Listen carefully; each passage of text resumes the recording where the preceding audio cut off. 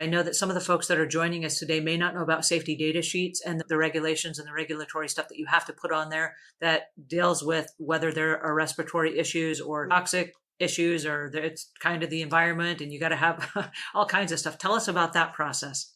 That was probably the hardest part. Well, as I say, it's probably the second hardest part in developing this product.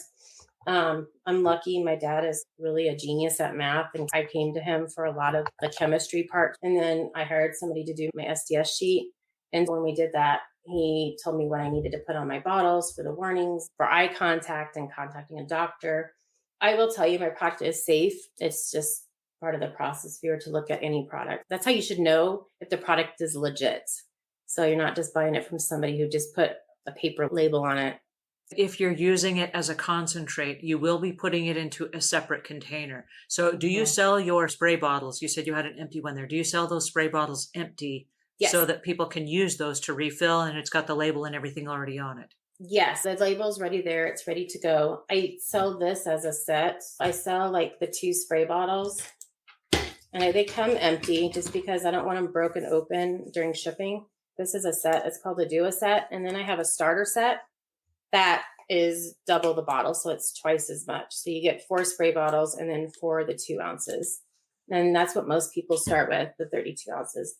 It breaks down to right about 45 to 50 cents a refill, which isn't bad if you want to add in all your other products. So if you have 10 products in your bag, how much have you already spent? I love that you brought that up because there are a lot of house cleaners that are just getting started in the business and they'll Mhm. say, well, I'll just go to the Dollar Tree because I can get a product for $1.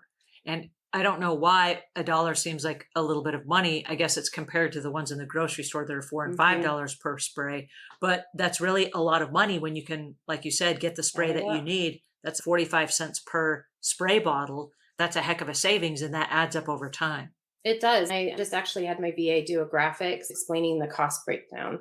I've noticed too with my employees that once they started using this, their time went quicker because they weren't having to fumble through and grab products and spray this product and get this product. It was like they had one product they can just go and do everything, and they were able to cut their time down. So if you're charging a flat rate, then you're making more money because you're able to get it done faster, but everything looks amazing.